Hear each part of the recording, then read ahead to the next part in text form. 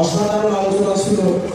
আপনারা সেভাবে খেয়াল করতে পেরেছেন কিনা আমি জানি না, তবে আমি আপনাদেরকে বিনয়ের সাথে অনুরোধ করবো, প্রোগ্রামগুলো যেহেতু এখানে রেকর্ডেড হচ্ছে, আপনারা পারলে আরেকবার করে শুনে নেবেন। কিছু কিছু বক্তব্য মানুষের জীবন পরিবর্তনের হয়, কিছু কিছু বক্তব্য মানুষকে জমিন থেকে আসমানে নিয়ে ঠেকায়। আমি অনুরোধ করবো আপনাদেরকে, আপনারা বক্তব্যটা আরেকবার শুনবেন, এবং আমি বিশ্বাস করি এবং আই মিন ইট, এটা আপনাদেরকে ইন্সপায়ার করবে, এনকারেজ করবে। আমি আমার ভাষায় যদি বলি, ইট ওয়াজ এন স্টাউন্ডিং স্পিচ। আমাদের এর পূর্বে যিনি আলোচনা করেছেন, আমাদের অত্যন্ত স্নেহের শরীফের আমাদের মুফতি সাইফুল ইসলাম বারি সাহেবুল্লাহ, আমি দোয়া করি প্রত্যেকের এই হিকমতের মধ্যে যেন লক্ষ্যকোটি বরকত দান করে। যদি এটা সেমিনার, আমরা সেই হেতু আমরা সেমিনারের বাইরে কিছু শব্দ ব্যবহার করতেছি, আপনারা আশা করি মাইন্ড করবেন না। আমাদের এখানে রয়েছেন আল ইত্তেফাক টেক্সটাইল লিমিটেডের সম্মানিত ডিজিএম সৈয়দ মোহাম্মদ কাউসার সাহেব সহ সম্মানিত অতিথিবৃন্দ, যারা যেখান থেকে আমাদের সাথে যুক্ত হয়েছে, আমরা সকলের প্রতি সশ্রদ্ধ সালাম রাখছি। আসসালামু আলাইকুম ওয়া রাহমাতুল্লাহি তাআলা ওয়া বারাকাতুহু। সম্মানিত উপস্থিতি, এখানে একটা মিসআন্ডারস্ট্যান্ডিং হয়ে গেছে। আমি এমনিতে আমাদের ভাইকে বলেছিলাম যে আমি স্কলার, নলেজ এবং স্কলার সেটার উপর একটু কথা বলবো, কিন্তু সেমিনার টপিক যেহেতু এটা দেওয়া হয়েছিল প্রিভেন্টিং এথিক্যাল ডিজাস্টার, তো আমি ওইভাবে বক্তব্যটা তৈরি করেছি। সুতরাং আমি এই সাবজেক্টের উপরেই কথা বলি। পরবর্তীতে ইনশাআল্লাহ আল্লাহ যদি তৌফিক দান করেন আমরা ওইভাবে চেষ্টা করবো কথা বলার জন্য। আমি এই বিষয়টাকে সামনে রেখে সূরা নাহালে আমরা দুইটা আয়াতে তিলাওয়াত করেছি, একটা 68 নাম্বার, একটা 69 নাম্বার। আমরা মূল বক্তব্যে যাওয়ার আগে, বক্তব্য অসংখ্য সংক্ষিপ্ত হবে, 35 to 40 মিনিটসের হবে। আমরা একটা ভূমিকা বলি আপনাদেরকে, যাতে আমরা বুঝতে পারি। ভূমিকাটা হচ্ছে বর্তমান যে পৃথিবীতে আমরা বসবাস করছি, সেটাকে আমরা একবার জানার চেষ্টা করা দরকার যে বর্তমান পৃথিবীর মিশনটা কি। আমরা যদি বর্তমান পৃথিবীর মিশন না বুঝি, তাহলে যে সাবজেক্টের উপর কথা বলছি সেই সাবজেক্টটা আমরা বুঝতে পারবো না। পৃথিবীর মিশনটা আমি খুব সংক্ষিপ্ত আকারে যদি আপনাদেরকে বলি, আমি এখানে কাউকে ব্লেম করা, কে করছে কে না করছে না, এটা বিষয় না। আমরা জাস্ট একজন ছাত্র হিসাবে, হাম্বল স্টুডেন্ট হিসাবে আমি কিছু ফ্যাক্ট তুলে ধরবো। এটা আপনারা যে আমার সাথে 100% একমত পোষণ করতে হবে, এটা মানে জরুরি না। This is not important that you people must agree with me 100 out of 100। আপনারা ডিসঅ্যাগ্রি করেন, বাট আমি বলবো ডিসঅ্যাগ্রিটা যেন ট্রু রিসার্চের পরে হয়। সম্মানিত উপস্থিতি, বর্তমান পৃথিবীর মধ্যে পুরো পৃথিবী জুড়ে এখন আমরা একটা মুভমেন্টের মধ্য দিয়ে যাচ্ছি। মুভমেন্টটা হচ্ছে, সেটাকে আপনারা ওয়েস্টার্নাইজেশনও বলতে পারেন, সেটাকে আমরা সেকুলারাইজেশনও বলতে পারি। আমার মনে হয় সেকুলারাইজেশন না বলে ওয়েস্টার্নাইজেশন বললে বেশি ভালো হবে। এই মুভমেন্টটা চারটা জায়গা, চারটা ডাইমেনশন থেকে পুরো পৃথিবীকে একটা নির্দিষ্ট জায়গায় নিয়ে যাওয়ার জন্য চেষ্টা করছে। এই মুভমেন্টটা চায় পুরো পৃথিবীর মানুষ, no matter which country he or she is from, which language she speaks or he speaks, কোন সংস্কৃতি, কোন কালচার, কোন ভাষা, ডাজন্ট ম্যাটার। এই মুভমেন্টটা কামনা করে আমরা যেন প্রত্যেকে তাদের মতো করে চিন্তা করি, তাদের সংস্কৃতি লালন করি, তাদের মতো মন মতো করে জীবনটা যাপন করি। বাকি পৃথিবীতে অনেক ভাষা আছে, অনেক ভাষা ইতিমধ্যে পৃথিবীর সমুদ্রে হারিয়ে গেছে। ভবিষ্যতে আরো কত ভাষা পৃথিবী থেকে হারিয়ে যায় আল্লাহ পাক ভালো জানে। এখনো পর্যন্ত মানে এই পর্যন্ত আমি আপনাকে তো এতটুকু বলতে পারি যে আমাদের যে সমস্ত পরিবারগুলো, বাংলাদেশের পরিবারগুলো ইউরোপের মধ্যে, আমেরিকার মধ্যে, ইংল্যান্ডের মধ্যে থাকে, তারা অন্তত আগামী 20-30 বছরের মধ্যে আমাদের যে বাংলা ভাষা, সেটা আমাদের ছেলেদের মধ্যে থাকবে না।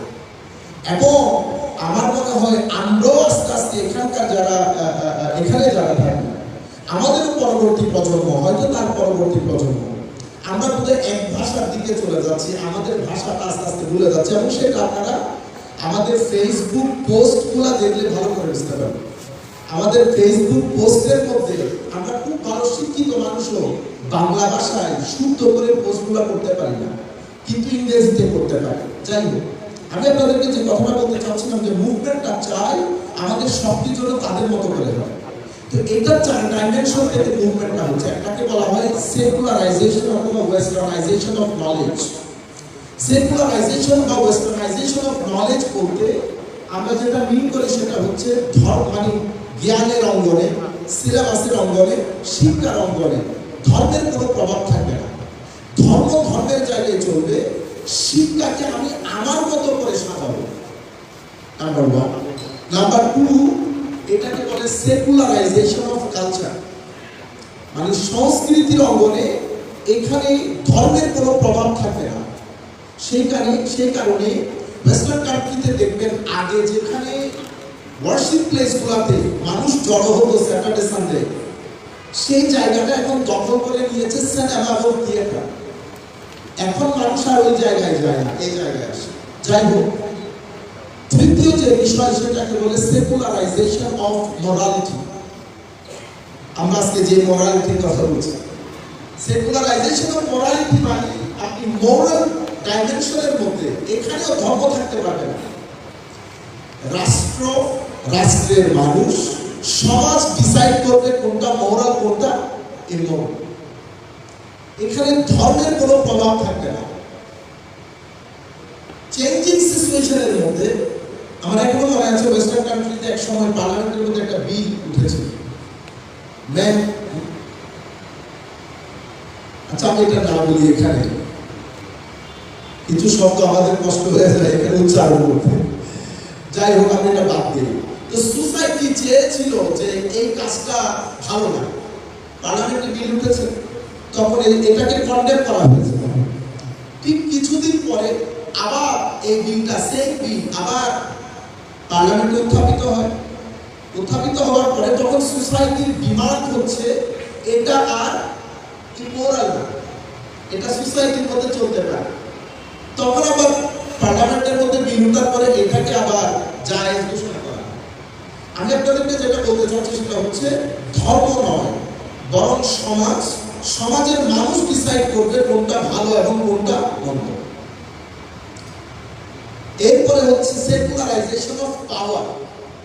রাজনীতি বলেন, কনস্টিটিউশন বলেন, কোন জায়গার মধ্যে ধর্মের কোনো প্রভাব থাকতে পারবে না। এই চারটা ডাইমেনশন থেকে যখন আপনি ধর্মকে বের করে দেবেন, এটা একটা মুভমেন্ট। এই মুভমেন্টটা এখন পুরো পৃথিবী জুড়ে আস্তে আস্তে তার অবস্থানকে সুদৃঢ় করছে, এবং সেটা আরো ভবিষ্যতে আরো দূরে যাবে, এবং সেটার নতিজা আপনারা এখন দেখছেন। নাটক বলেন, সিনেমা বলেন, আপনারা যদি ইভেন নাটকের ডায়লগটা তুলে ধরেন, নাটকের ডায়লগ, আপনি নাটকের ডায়লগ আপনাকে বলে দিতে পারবে যে আমরা কোন অবক্ষয়তার দিকে যাচ্ছি। এগুলো তো একটা দর্পণ, একটা আয়নার মতো। কিছু জিনিসের মাধ্যমে আপনি সোসাইটিকে মাপতে পারবেন, ফিগার আউট করতে পারবেন। এগুলো সেই ধরনের কিছু আয়না। আমরা যে আরো কত নিচে যাচ্ছি, যেহেতু আমরা একটা সমাজের একটা অংশের সাথে বিলং করি, যেমন ওয়াজ মাহফিল। আপনি ওয়াজ মাহফিলের মধ্যে বসে আমাদের ভাষা, আমাদের প্রেজেন্টেশন, আমাদের হুঙ্কার, এগুলোর মাধ্যমেও আপনি বুঝতে পারবেন যে আমরা আসলে কোন দিকে যাচ্ছি। ঠিক আছে, এটা একটা অবস্থা। এখন এটাকে আমি আরেকটু বোঝানোর জন্য আমরা আগে নিজেরা নিজেদেরকে বুঝি আমরা কি। আমাদের অধ্যাপক মাসুম চৌধুরী সাহেব অসাধারণ বলেছেন কিছু কথা। দুটা জিনিস তো দারুণ, এটা আপনারা আমার মনে হয় যদি ব্যক্তি জীবনে বাস্তবায়ন করতে পারেন বা আপনারা চেষ্টা করতে পারেন, এটা তো গ্যারান্টি যে সফলতা আসবে। এখন সফলতাকে আপনি কিভাবে ডিফাইন করবেন এটা আপনার ম্যাটার, কিন্তু সফলতা আসে। এবার একটা কথা উনি চমৎকার বলেছেন, সেটা হচ্ছে কাজ ওইটা করবো যেটাতে আমি ইন্টারেস্ট ফিল করি, যে কাজে আমার ইন্টারেস্ট নাই। যেমন আমাকে ভদ্রলোক জিজ্ঞেস করতেছেন যে সাংবাদিক আমাদের পরিচিতের মধ্যে পেপারের জন্য না, একদিকে ফ্যামিলি প্রবলেম, আমি বলতেছি আপনি প্রত্যেক দিন এত লম্বা লম্বা সফর করেন, এটা কিভাবে সম্ভব? তাহলে জিজ্ঞেস করতেছে মানে কত মাইল আপনি একদিনে সফর করেন? তখন আমি তাকে বললাম on average 3 to 400 miles a day। তো আমি জিজ্ঞেস করতেছেন এটা কিভাবে সম্ভব? আমি বলতেছি এটা সম্ভব যদি কাজটার প্রতি আপনার ইন্টারেস্ট থাকে। ওই কাজ আপনাকে কখনো পরিশ্রান্ত করবে না। আপনি সারাদিন কাজ করবেন কিন্তু আপনি টায়ার্ড ফিল করবেন না যদি কাজে আপনার ইন্টারেস্ট থাকে। আপনারা ওদের টেস্ট ম্যাচ, ওই যে কি বলে এটা, ওই যে খেলে ক্রিকেটের মধ্যে, এটা কি বলে টেস্ট ম্যাচ। টেস্ট ম্যাচের মধ্যে পুরো দিন এক ভদ্রলোক ব্যাট করে, সে টায়ার্ড ফিল করে না। টায়ার্ড ফিল করলে সে খেলতে পারবে না। এটা শুধু টাকার বিষয় না, এটা ইন্টারেস্ট, মানে আপনি ওই কাজের প্রতি আগ্রহ আছে, আপনার প্রেম আছে, ভালোবাসা আছে। কাজ আপনাকে ইন্টারেস্ট, আপনাকে টায়ার্ড করে নেয়। আমার নবী সাল্লাল্লাহু আলাইহি ওয়াসাল্লামের ইন্টারেস্ট কি ছিল? আমার নবীর ইন্টারেস্ট ছিল আমি অন্ধকারের মানুষগুলোকে টেনে আলোতে আনবো। এই অন্ধকার মানুষগুলোকে টেনে আলোতে আনতে গিয়ে আমার নবী পরিবার, পরিজন, সমাজ, দেশ সবকিছু পরিত্যাগ করতে হয়েছে। এবং পৃথিবীর ইতিহাসে সবচেয়ে স্বল্প সময়ের মধ্যে সিভিলাইজেশন, যেটাকে আমরা গ্রিক সিভিলাইজেশন বলতে পারি, প্রতিষ্ঠা করেছে এবং সবচেয়ে বেশি সাফার করেছে। কিন্তু কোনো কিছু আমার নবীকে প্রতিবন্ধকতার সৃষ্টি করতে পারে না, বা আমার নবীকে সাল্লাল্লাহু আলাইহি ওয়াসাল্লাম কোন জায়গা থেকে আমার নবীর যে অগ্রযাত্রা সেটাকে স্টপ করতে পারবে। কেন? আমার নবীর ইন্টারেস্টের কারণে। আপনি যখন ইন্টারেস্ট ফিল করবেন, আপনার সামনে যদি একটা পথ খোলা থাকে, I must do it, I want to C how far I can go. এই জিনিসগুলো বড় ইম্পর্টেন্ট। যাই হোক, আমি বলতে চাচ্ছিলাম আমরা যদি নিজেরা নিজেদেরকে বুঝি, মানুষকে কিন্তু আল্লাহ অপরিসীম শক্তি দিয়ে সৃষ্টি করেছেন। মানুষ ইচ্ছে করলে যে কোনো মুহূর্তে, যে কোনো জায়গায় সমাজ, পরিবার, রাষ্ট্র, সিভিলাইজেশনের গতি এবং কার্সার পরিবর্তন করে দিতে পারে। এত অপরিসীম শক্তি দিয়ে আল্লাহ মানুষকে সৃষ্টি করেছেন। আল্লামা ইকবাল রহমাতুল্লাহি আলাইহির আসরারে ফুদি এবং জালালউদ্দিন রুমি রহমাতুল্লাহি আলাইহির মাসনাবী, আপনি এবং সুফিয়ায়ে কেরামের এবং অসংখ্য কিতাবাদির যদি মূল জায়গাটা আপনি খুঁজে বের করতে চান, তাহলে আপনি দেখবেন মানুষের শক্তি। হুজুর গৌসুল আজম আব্দুল কাদের জিলানী বলেন, খাজা মাইনুদ্দিন চিশতি বলেন, ওনাদেরকে তো আমরা একভাবে প্রেজেন্ট করি। আপনারা ওইটা ছাড়া যদি আপনি মূল জায়গার মধ্যে আসেন, সমাজ পরিবর্তন এবং একজনের শিক্ষাকে লাখো মিলিয়ন মানুষের কাছে বন্টন করে দেওয়া এবং মিলিয়ন মিলিয়ন মাইলস পর্যন্ত থাকা। খাজা মাইনুদ্দিন বলেন, হুজুর গৌসুল আজম বলেন, ইমাম গাজালি বলেন, 500-600 হিজরির মাঝখানে এরা দুজন, হুজুর ইমাম গাজালি এবং গৌসুল আজম আব্দুল কাদের জিলানী।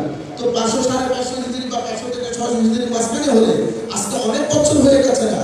কিন্তু আপনি দেখেন এত বছর পরেও, এত সময়ের পরে এসেও ওনারা এত দূরে থাকা সত্ত্বেও ওনাদের যে শিক্ষা দীক্ষা সেটা আমরা এখনো লালন করি, কথায় কথায় ওনাদেরকে স্মরণ করি। এটা কিন্তু মানুষের পাওয়ার। উনি চলে গেছেন কিন্তু ওনার শিক্ষা হারিয়ে যায়নি, বরং প্রত্যেকদিন উনি নতুন নতুন করে জন্মগ্রহণ করছেন। প্রত্যেক মানুষ যখন হুজুর গৌসুল আজমের কোনো বিষয় নিয়ে বা গাজালির কোনো বিষয় নিয়ে গবেষণা করছেন, গবেষণা মানে কি আপনি ওনাকে আবার নতুন করে জন্ম দেওয়া। উনি কিন্তু ক্ষয় হচ্ছেন না, উনি বাড়ছেন, উনি শক্তি সঞ্চয় করছেন। কি কারণে? ওনার ওই শক্তি আল্লাহ পাক জানেন ওটার কোন শক্তি। সেই কারণে আমরা মানুষকে বুঝতে পারি এবং এটা অতীব গুরুত্বপূর্ণ। কেন? কারণ ওয়েস্টার্ন কান্ট্রির মধ্যে একটা দারুণ সাবজেক্টটা ওনারা এভাবে ডিল করেন, আর we physical being having spiritual experience, or we spiritual being having physical experience? মানে এখনো পর্যন্ত ওয়েস্ট এটার পিছনে আছে। আমরা মানুষরা, আমরা কি শুধুই শারীরিক? হ্যাঁ, আমাদের কিছু স্পিরিচুয়াল এক্সপিরিয়েন্স, আধ্যাত্মিক অভিজ্ঞতা রয়েছে, আধ্যাত্মিক পথচলা রয়েছে, কিন্তু আমরা আসলে কি? আমরা কি শুধুই শারীরিক? আমরা কি শুধু স্পিরিচুয়াল? আমরা আসলে কি? এই ক্ষেত্রে কুরআনের যে শিক্ষা সেটা অসাধারণ। আমাদেরকে আমার ধর্ম শিক্ষা দিচ্ছে আমি শুধু ফিজিক্যাল না, আমি শুধু স্পিরিচুয়াল না, আমি combination of both physical as well as spiritual. আমার মধ্যে আল্লাহ রাব্বুল আলামিন দুই শক্তি দান করেছেন। একটাকে আমরা বলি জিসম, আরেকটাকে আমরা বলি রূহ। জিসম এবং রূহ দুইটার সাথে দুইটা জগৎ জড়িত। আমি এখানে আপনাদেরকে একটা ফ্যাক্ট বলি, তো আমি বলেছি, আপনারা, আমি জানি না আপনাদের সঙ্গে আছে কিনা। আমি এক জায়গায় একটা বক্তব্য দেওয়ার পরে আমাদের এক ভাই হয়তো ভুল বুঝেছেন, কারণ আপনি পুরো বক্তব্য যদি না শুনেন আপনি ভুল বুঝবেন, স্বাভাবিক। মানে আমার কথাটা ছিল এরকম যে আমেরিকার স্বাস্থ্য ব্যবস্থা আমাদের চেয়ে অনেক উন্নত, কোনো সন্দেহ নেই, কিন্তু আমাদের মানসিক স্বাস্থ্য আমেরিকার চেয়ে অনেক উন্নত, এটার নিয়ে কোনো সন্দেহ নেই। আমার কথা ছিল এটা। এখন প্রশ্ন হচ্ছে, আমার মানসিক স্বাস্থ্য আমেরিকার চেয়ে, ইউরোপের চেয়ে, ইংল্যান্ডের চেয়ে উন্নত হওয়ার কারণ কি? এখানে তো সরকারি কোনো ব্যবস্থাপনা না, এটা সরকারি ব্যবস্থাপনার কারণে হয়নি, এটা শুধু হয়েছে আপনার ধর্মের কারণে, এটা শুরু হয়েছে আপনার এখানে, আপনার সমাজে কিছু, কারণ আমরা তো এনার্জেটিক বিং, আপনি সোসাইটির মধ্যে শক্তি তো ছড়িয়ে ছিটিয়ে আছে, গুড অ্যান্ড ব্যাড, কিছু নেগেটিভ এনার্জি, কিছু পজিটিভ এনার্জি। আমাদের এখানে আমাদের কিছু মানুষ আছে যারা এত বেশি পজিটিভ এনার্জির মালিক, তারা পৃথিবী থেকে চলে গেছে। আপনি যদি তাদের পাশে যান, স্টিল আপনি চার্জ করছেন, ওই পজিটিভ এনার্জি আপনাকে স্টিল চার্জ করছে। কারণ সায়েন্স বলছে পজিটিভ এবং নেগেটিভ এনার্জি, যখন কোনো মানুষের ভিতরে পজিটিভ এনার্জি থাকে, সেই মানুষ যার সাথে মিশুক, যার সাথে কথা বলুন, পজিটিভ এনার্জির একটা রে আপনি যার সাথে মিশছেন, যার সাথে কথা বলছেন, অটোমেটিক্যালি কনভেট হয়ে যাবে। আপনি কাউকে বলতেও হবে না ভালো করেন, ভালো করেন, এই মানুষ আপনার সংস্পর্শে আসলে আপনার এই রেটা অটোমেটিক্যালি তাকে ইন্সপায়ার করবে, তাকে ইমপ্রেস করবে, তার ভিতরে একটা ভালো লাগা তৈরি করবে। এটা কেন? কারণ আপনি আপনার ফাইভ ফ্যাকাল্টি অফ সেন্সেসকে, আপনার চোখ বলেন, নাক বলেন, কান, যেটা আপনার সেন্স অফ পারসেপশন, এটাকে আপনি পজিটিভ এনার্জি আর্ন করার ক্ষেত্রে কাজে লাগিয়েছেন। আপনি চোখটাকে দিয়ে আপনি মা বাবাকেও দেখেছেন, সবুজও দেখেছেন, ব্রেক দিয়ে চিন্তাও করেছেন, অর্থাৎ আল্লাহ ফাইভ ফ্যাকাল্টি অফ সেন্সেস যে কারণে দিয়েছে সেটা আপনি পারফেক্টলি ওই দায়িত্বটা পালন করেছেন। As a result of this, positive energy earn করতে করতে আপনার ভিতরের জগতের রূহ অনেক বেশি এনার্জেটিক হয়েছে। যে এনার্জেটিক হয়েছে, উনি যার সাথে যাচ্ছেন, যার সাথে কথা বলছেন, এনার্জির যেহেতু কোনো ক্ষয় নাই, আমার শরীরে ক্ষয় আছে, আপনি ওনাকে কবরে শুয়ে দিয়েছেন, আমরা বলি না 5 বছরে ওরা কিছু হয় নাই, হওয়ার তো কথা না, কারণ মানুষের শরীরের ক্ষতি আছে, ক্ষয় হয়, কিন্তু মানুষের এনার্জি যেটা, সেটার তো ক্ষয় হয় না। As a result of this, আপনি 5 বছর না 50 বছর পরে গেলেও আপনি ওই এনার্জি ওখানে পাবেন, এবং আপনি যদি ওখানে আশেপাশে ঘুরে আপনি অটোমেটিক্যালি এনার্জেটিক হবেন। এটা হচ্ছে কমনলি আন্ডারস্টুড একটা জিনিস। সেই কারণে আমাদের ঘরের মধ্যে অনেকে আমরা নামাজ পড়ি না বা আমরা ইসলাম প্র্যাকটিস করি না, কিন্তু আমার মা করে, আমার বাবা করে। আমার শুধু বিশ্বাসের কারণে আমি যখন মার সাথে বসে নাস্তা করি, বাবার সাথে বসে কথা বলি, আমার বাবার রেই অটোমেটিক্যালি আমাকে এনার্জেটিক করে। সেই কারণে আমরা বুঝতে পারি না। তো আমাদের এখানে মানসিক স্বাস্থ্য ভালো থাকার কারণ কি? মানসিক স্বাস্থ্য ভালো থাকার কারণ হচ্ছে আল্লাহ যখন শরীরের জন্য নির্দিষ্ট কিছু বিধান বানিয়েছেন, অনুরূপভাবে রুহের জন্য বিধান বানিয়েছেন। শরীরে যখন সুস্থতা অসুস্থতা আছে, রুহের অসুস্থতা অসুস্থতা আছে। শরীরের জন্য নির্দিষ্ট একটা এনভায়রনমেন্ট দরকার, রুহের নির্ধারিত একটা এনভায়রনমেন্ট দরকার। এখন মেটেরিয়াল সোসাইটিতে, মানে এই আমরা বর্তমানে যে সোসাইটিতে বসবাস করছি, যেটাকে আমরা বলবো একেবারে অসম্ভব মেটেরিয়াল একটা সোসাইটি, এখানে স্পিরিচুয়ালিটি সেইভাবে কোনো কনসিডারেশন নাই, আমরা করি না। As a result of this, আমাদের ভিতরের জগৎটার যে এনার্জি, সেটা আস্তে আস্তে আস্তে আস্তে শেষ হয়ে যাচ্ছে। এনার্জি যখন শেষ হয়ে যায়, স্বাভাবিকভাবে এটা দুর্বল হয়ে যায়। দুর্বল হয়ে গেলে আপনি অতিমাত্রায় ম্যাটেরিয়াল হয়ে যাওয়ার কারণে মানুষ ব্যালেন্সলি যেভাবে চলা প্রয়োজন ছিল, চলা প্রয়োজনের মধ্যে মানুষ সোসাইটির মধ্যে, যেমন আপনি যখন আমরা থেকে আমিতে পরিণত হবে, আমরা যখন আমি হয়ে যাবে, অটোমেটিক্যালি আপনার সোসাইটি থেকে কোঅপারেশন খতম হয়ে কম্পিটিশন শুরু হয়ে যাবে। আপনি যখন সোসাইটিকে উইর মধ্যে রাখবেন, আমরা, তখন সোসাইটির মধ্যে কোঅপারেশন থাকবে, কোঅপারেশনের মধ্যে লাভ থাকবে, ইমোশন থাকবে, একজনের সাথে আরেকজনের মেন্টাল সেন্টিমেন্টাল অ্যাটাচমেন্ট থাকবে। কিন্তু আপনি যখন সোসাইটিকে উইল থেকে আয়ে পরিণত করবেন, আপনার এখান থেকে কম্পিটিশন খতম হয়ে যাবে, কোঅপারেশন খতম হয়ে যাবে, কম্পিটিশন শুরু হবে। যখন কম্পিটিশন শুরু হয় কোনো সোসাইটিতে, তখন সেই সোসাইটি লো, সেই সোসাইটিকে একেবারে চতুর্দিক থেকে এনভেলপ করে দেয়। সোসাইটি যখন চতুর্দিক থেকে লোভের মাধ্যমে এনভেলপ হয়ে যায়। তো সোসাইটির মতো আরো বেশ কিছু জিনিস যেটাকে আমরা অ্যান্টি সোশ্যাল বিহেভিয়ার বলি, সোশ্যাল ক্রাইম বলি, এগুলো জেগে উঠে। আপনি এখন এগুলো যদি বন্ধ করতে চান, আপনাকে আবার পিছনে যেতে হবে, আপনাকে আইকে উইকে নিয়ে যেতে হবে, কম্পিটিশনকে কোঅপারেশনে নিয়ে যেতে হবে। এগুলো কখন হবে এই কাজ? এই যে আমি আই না আমি উই, এই যে আমি কম্পিটিশন করবো না কোঅপারেশন করবো, এই যে আমি লোভটাকে বাদ দেবো, এই কাজগুলো করবেন তখন যখন আপনার রূহ শক্তিশালী হবে। আপনি ভিতর থেকে স্পিরিচুয়ালি যদি এনার্জেটিক হন, এই বিষয়গুলো তখন আপনার কাছে ধরা দেবে। যদি আপনি স্পিরিচুয়ালি এনার্জেটিক না হন, তাহলে আপনি এই বিষয়গুলো আপনার কাছে ধরা দেবে না। আমি এখন এই পুরো প্যারাগ্রাফটাকে সামনে রেখে আমার নবী সাল্লাল্লাহু আলাইহি দুনিয়ার আধুনিক দুনিয়ার মিশনও বুঝিয়েছেন, আমার নবীকে একটা মিশন দিয়েছেন। সেই মিশনটা কি? আপনি এখন আমার এই পুরো প্যারাগ্রাফটা সামনে রাখেন, এরপর আমার নবীর মিশনের দিকে আসেন। আমার নবী আমাদেরকে চারটা জায়গায় নবী সাল্লাল্লাহু আলাইহি ওয়াসাল্লাম কাজ করেছেন। আমাদেরকে বলেছেন, প্রথমে তোমাদের ডিউটি, তোমাদের রেসপন্সিবিলিটি টুয়ার্ডস ইওর ক্রিয়েটর। আমাদের কিন্তু একজন বানিয়েছেন, তো যিনি বানিয়েছেন ওনার প্রতি আমাদের একটা দায়িত্ব আছে। আমি সংক্ষিপ্ত আকারে বলছি আপনাদেরকে, দায়িত্বটা আল্লাহ রাব্বুল আলামিন আমাদেরকে দুইভাবে সেট করেছেন। একটা হচ্ছে আমরা বলি আল্লাহ উপাসনা করা, উপাসনা করব, ইবাদত করব, ওয়ার্শিপ করব। এক। দুই হচ্ছে আল্লাহ রাব্বুল আলামিনের উপাসনার পরে আমরা দ্বিতীয় বিষয় আল্লাহর সৃষ্টির মহব্বত, অথবা এটাকে আপনি বলতে পারেন আল্লাহর সৃষ্টির সেবা। এই দুইটা জিনিস আমার নবী আমাদেরকে ফিজিক্যাল বিং এবং স্পিরিচুয়াল বিং আপনি ব্যালেন্স রক্ষা করতে পারবেন না। তাইলে আল্লাহর প্রতি আমাকে কেউ বলেন না যে দুই দায়িত্ব পালন করলে হবে, সেটা বলেন না। এরপরে রাসূল করিম সাল্লাল্লাহু আলাইহি ওয়াসাল্লামের প্রতি আমার দায়িত্ব উম্মত হিসেবে আমাদেরকে শিখিয়েছেন যে আল্লাহ রাসূলের প্রতি আমাদের দায়িত্ব দুইটা। একটা হচ্ছে রাসূলের সত্তার প্রতি আমাদের আমরা যতটুকু করতে পারি ততটুকু মহব্বত, as much as we can মহব্বত, এবং রাসূল করিম সাল্লাল্লাহু আলাইহি ওয়াসাল্লামের মাধ্যমে দেওয়া শিক্ষা আনুগত্য।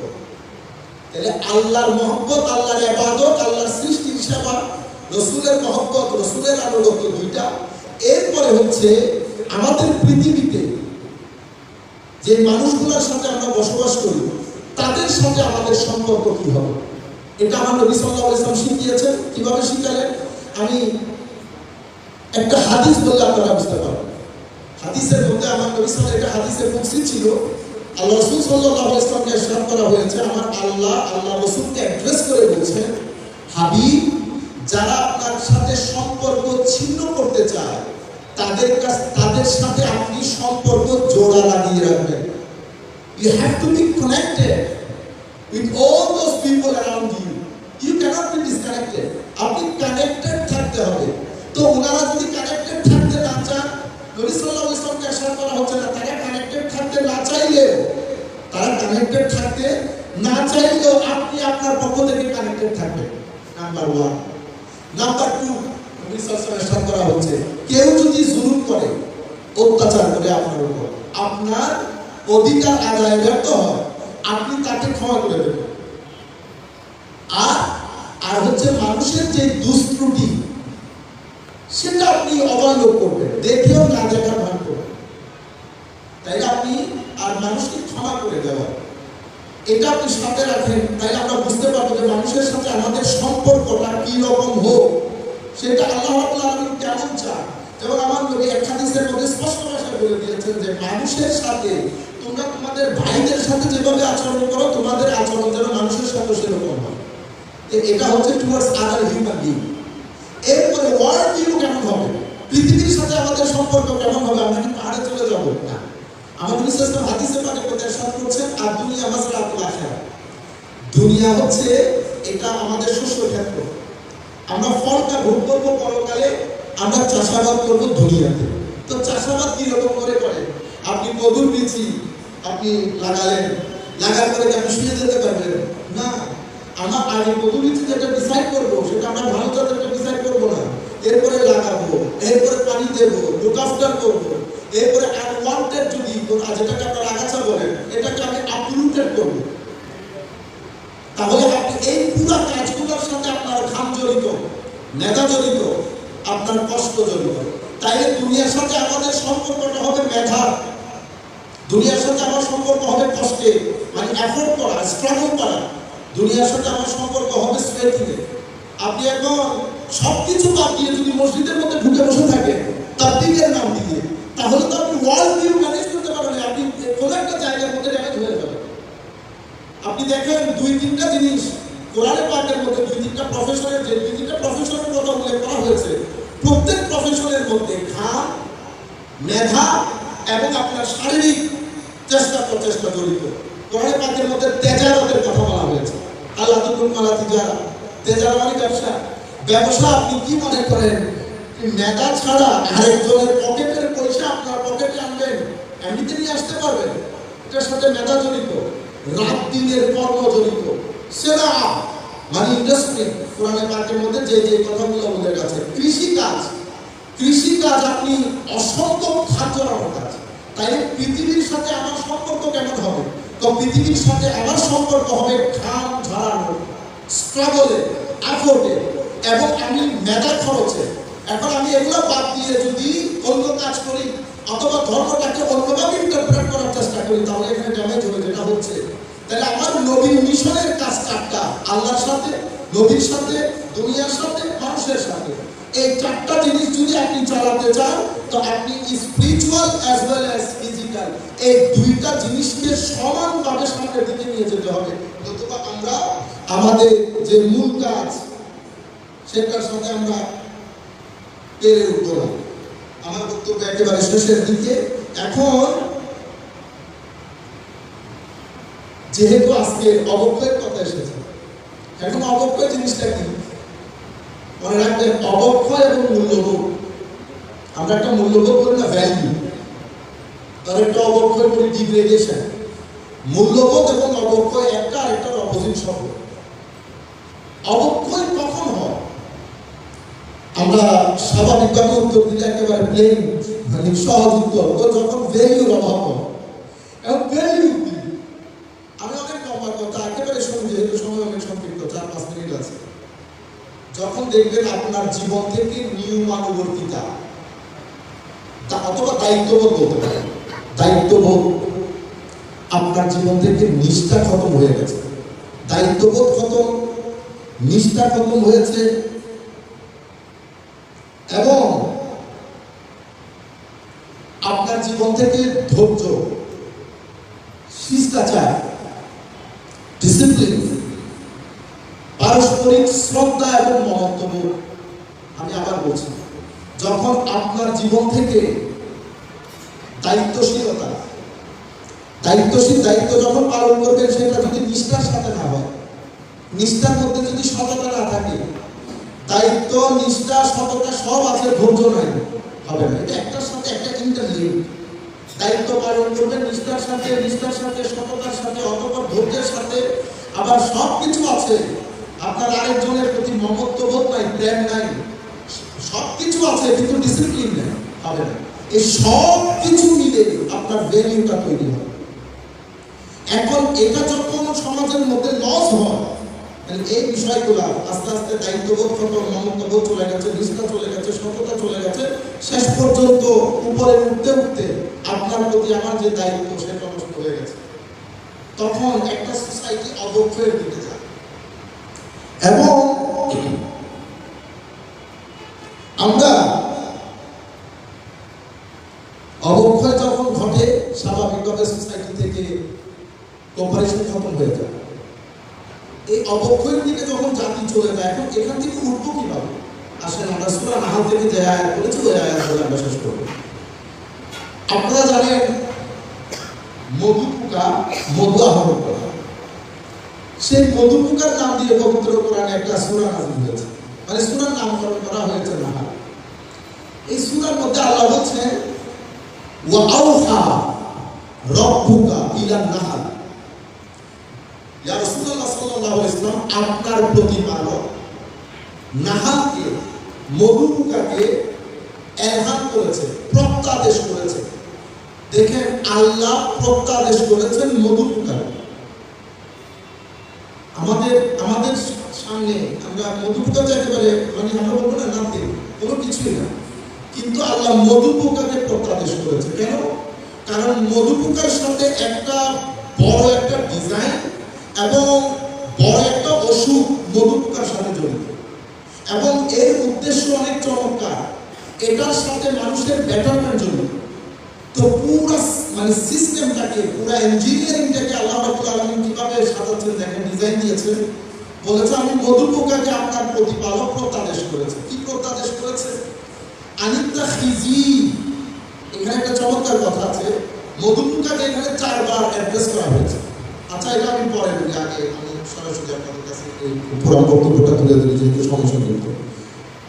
আনিতা খিজি মিনাল জিবালি বিউতা ওয়া মিনাশ শাজারি ওয়া মিম্মা ইয়াশা। মধু পোকার সাথে যেহেতু একটা ভালো উদ্দেশ্য জড়িত, ভালো উদ্দেশ্য জড়িত, প্ল্যান প্রোগ্রামিং জড়িত, মানুষের ব্যাকগ্রাউন্ড জড়িত, সেই কারণে মধু পোকাকে বলা হচ্ছে তুমি কাজ করিও, তুমি ঘর বানানোর সময় যত্রতত্র ঘর বানায় না, যেখানে মন চায় ঘর বানায় না। তুমি 3টা জায়গা বেছে নিবা ঘরের জন্য, হয় পাহাড়, নয় বৃক্ষ, নতুবা মানুষের ছাদ। 3টাই কিন্তু উপরের জিনিস, ভালো জিনিস। এবং আপনি যদি গাছের কথা বলেন অথবা উপরের কথা বলেন, পাহাড়ের কথা বলেন, 3টাই কিন্তু স্বাস্থ্যকর জায়গা, যেখানে সব দিক থেকে ন্যাচারাল বিউটি সহ বাতাস, আরো অনেক কথা আছে, আমি সঠিক আকারে বলতে পারছি না আপনাদের। 3টা জিনিস, 3টা জায়গা মধু পোকার জন্য নির্ধারণ করে দিয়েছে, এখানে মধু পোকা ভালো করবে। এরপরে কি করবে? তুম্মা কুলি। মধু পোকাকে এরপরে বলছে এরপরে তুমি খাবে। প্রত্যেকে খাবো। আমি কি যেখানে সেখানে বসবো? মন্দ জায়গা, পচা জায়গা। আপনি দেখেন অন্যান্য পোকাগুলো মন্দ জায়গায় বসে, পচা জায়গায় বসে, মধু পোকা কিন্তু পচা জায়গায় বসে। কারণ আল্লাহ রাব্বুল আলামিন বলছে তুমি সব জায়গায় বসতে পারবে না, তুমি শুধু ভালো জিনিসগুলো, ফলের ভালো জিনিসগুলো সাক করে মিনকুল্লিস সামারা। এরপরে বলছে ফাসলুকি সুবুলা রাব্বিকি যুলুলা।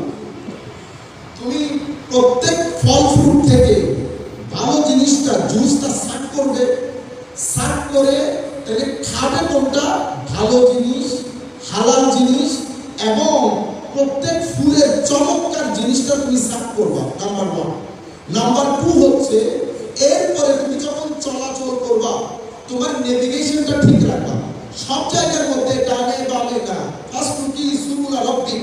তুমি যখন চলবা, তোমার রব তোমার জন্য নির্দিষ্ট রূট তৈরি করেছে, সেই রূপগুলা ভদ্রতার সাথে, নম্রতার সাথে, শৃঙ্খলার সাথে তুমি সেই রূপগুলো অতিক্রম করবা। তাইলে ঘর বানানোর জন্য ডাইরেকশন আছে, কি খাবে সেটার জন্য ডাইরেকশন আছে, এবং কিভাবে চলবে, চলার ক্ষেত্রে 2টা কথা বলেছে। একটা হচ্ছে ভদ্রতা, আর একটা হচ্ছে নিয়মানুবর্তিতা। এই 2টা জিনিসের মাধ্যমে তুমি তোমার রবের পক্ষ থেকে নির্ধারিত রাস্তায় চলবে, রবের পক্ষ থেকে নির্ধারিত রাস্তায় চলার পরে যুলুলা। এরপর আল্লাহ বলছেন ইন্না ফি যালিকা লাআয়াতিন লিকাওমিন ইয়াতাফাক্কারুন। এটা বলার পরে কোরআন সংক্ষিপ্ত আকারে বলছে তোমরা যদি এই পুরো প্রসেস নিয়ে চিন্তা করো, তো যারা চিন্তাশীল ব্যক্তি তাদের জন্য নিদর্শন রয়েছে। এই আয়াত আমি সহ বাংলাদেশ, ইন্ডিয়া, পাকিস্তান, শ্রীলঙ্কা, পুরো ওয়ার্ল্ডের উলামায়ে কেরাম কুটিবর্তবা বলেছেন, কেউ কিন্তু এখান থেকে নিদর্শন গ্রহণ করতে পারে না। এই আয়াত পড়ে কারো মুখে কিন্তু সুবহানাল্লাহ আসে না। কেন? কারণ আয়াতের অর্থ আমরা কেউ বুঝি নাই। কিন্তু একই আয়াত ডক্টর গ্যারি মিলারের কাছে যখন গেছে, কানাডিয়ান অনেক বড় ম্যাথমেটিশিয়ান, এবং আমার মনে হয় মানে হয় না, মানে আনচ্যালেঞ্জ ডিবেটর, তার সামনে দিয়ে কেউ ডিবেট করবে, এটা বড় অসম্ভব বিষয়। ওনার বন্ধুরা ওনাকে কোরআন শরীফ দিয়ে বলেছেন তুমি একটা কাজ করে এটা পড়ে দেখো এখানে কোনো ভুল আছে কিনা। এখান থেকে যদি ভুলটা বের করতে পারো, হিস্টোরিক্যাল, ম্যাথমেটিক্যাল ভুল বের করতে পারলে মুসলমানদের জন্য এটা টাফ হয়ে যাবে। তো দিয়েছেন ভুল বের করার জন্য। এই ভদ্রলোক যখন সূরা নাহলের আয়াত পড়েছে, আয়াত পড়ার পরে উনি বলেছেন সুবহানাল্লাহ। ওনার ভাষা সুবহানাল্লাহ বলা করে বলতেছেন আই কুডন্ট স্লিপ। দেখছেন উনি যে কথাগুলো বলতেছেন সেটা কিন্তু আমার মুখ দিয়ে বের হয় না। আমি তো সোয়াবের নিয়তে বলছি 10 বার সোয়াব, কিন্তু উনি বলতেছেন আমার ঘুম হারাম হয়ে গেছে। তো আমার কাছে পাগলামি না? বেকুব, কোরআন শরীফের এতগুলো আয়াতে ঘুম হারাম হয় না, তুমি 2 আয়াত করে ঘুম হারাম হয়ে গেছে। সেই কারণে আল্লাহ বলেছেন ইন্নামা ইয়াখশাল্লাহ মিন ইবাদিহিল উলামা। বান্দাদের মধ্যে আলেমরাই আল্লাহকে ভয় করে। এখন দেখছেন এই আয়াত পড়ে আমার মনে কিন্তু ভয়ের সঞ্চার হয় নাই। গ্যারি মিলারের হয়েছে। তাহলে বোঝা যাচ্ছে আল্লাহ রাব্বুল আলামিন আলেম মানে শুধু আমাকে বুঝাই নাই, আলেম মানে এখানে সায়েন্টিস্টও আছে, আলেম মানে এখানে সায়েন্টিস্টও আছেন, বিজ্ঞানী। উনি ওনাকে যখন জিজ্ঞেস করা হয়েছে ঘুমাইতে পারলেন না কেন, তো আমি ঘুমাইতে পারি না, এই আয়াতের মধ্যে মধুপোকাকে আল্লাহ 4 বার অ্যাড্রেস করেছে। God has addressed 4 times in these 2 verses. 4 বারের মধ্যে 4 বারই অ্যাড্রেস করার সময় লস মানে শব্দ যেটা ব্যবহার হয়েছে সেটা স্ত্রীলিঙ্গ। বলেছে মধুপোকার মধ্যে যে স্ত্রীলিঙ্গ আছে সেটা আমরা জানতে পেরেছি 60-70 বছর আগে, 1400 বছর আগে সেটা মুহাম্মদ সাল্লাল্লাহু আলাইহি ওয়াসাল্লাম জানার কথা না। তো উনি কেমনে জানলেন যে এখানে স্ত্রীলিঙ্গ আর পুল্লিঙ্গ আছে? এটা একটা বিষয়। আরেকটা বিষয় হচ্ছে মধু আহরণের টোটাল প্রসেসটা মধুপোকার মধ্যে শুধু মহিলারাই করে, এটা তো আমরাও জানতে পেরেছি 60-70 বছর আগে। এটা তো কোরআনের জানার কথা না। শুধু এই আয়াত আল্লাহ বলেছেন কি আয়াতের আখেরে এটা বিজালিকা আয়াতি লিকাওমি ইয়াতাফাক্কারুন, সায়েন্টিস্ট হিসেবে যারা গবেষণা করবে তাদের কাছে এই 2 আয়াতের মধ্যে আল্লাহর অস্তিত্বের নিদর্শন আছে। সেই কারণে ডক্টর গেরি মিলার মুসলমান হয়েছে এবং নাম দিয়েছে ওমর মিলার। আমি আপনাদেরকে বলতে চাচ্ছি দেখেন 2 চোখ 2 ধরনের। আমার চোখ আমি সওয়াবের নিয়তে করেছি, আমি কারিয়ানা করে করেছি, কিন্তু এখানে আল্লাহ একটা অর্থ মানুষের কাছে কনভে করতে চাচ্ছে। সে আয়াতের অর্থটা না আমি কনভে করতে পেরেছি না আপনি পেরেছেন, কে পেরেছে? সায়েন্টিস্ট। সেই কারণে ইন্নামা ইয়াখশাল্লাহু মিন ইবাদিহি উলামার মধ্যে আমরা মনে হয় আমরা আরো রিসার্চ করা দরকার। কাদেরকে এখানে ইন করব, কারা কারা এখান থেকে বাদ দেওয়া দরকার, এখানে কেউ সংযোজিত হবে কেউ বিয়োজিত হবে। যাই হোক, তো আল্লাহ রাব্বুল আলামিন এটা একটা আয়াত, সূরা নাহলের আয়াত। সূরা নাহলের আয়াতের মধ্যে আল্লাহ রাব্বুল আলামিন মধুপোকার জন্য কি কি বলেছেন, কোথায় ঘর করবেন, কি খাবেন, কিভাবে চলবেন। আমাদের জন্য নিশ্চয়ই নিদর্শন আছে, আমাদের জন্য শিক্ষা আছে। শিক্ষাটা কি? আমি এই শিক্ষাটা বলে 1 মিনিটের মধ্যে আমাদের বক্তব্য শেষ করব। সেটা কি? সবচেয়ে বড় বিষয় হচ্ছে মধুপোকাকে বলেছে ঘর বলা হয় পাহাড়ে নয় গাছে নয় ছাদে। তাইলে আমরা প্রথম করবো উন্নত চিন্তা। নিচে কেন, উপরে। আমরা আমাদের চিন্তাটাকে উন্নত করব, নিচ থেকে তুলে উপরে নিয়ে উপরে আমরা নিতে পারি। নাম্বার 1। নাম্বার 2 হচ্ছে জুসটা সাফ করে জমা করেছে সেটা মধুতে পরিণত হয়েছে এবং আমার আল্লাহ বলছেন সেই মধুর মধ্যে আল্লাহ রাব্বুল আলামিন মানুষের জন্য নিরাময় রেখেছে। এটা মানুষের জন্য ওষুধ।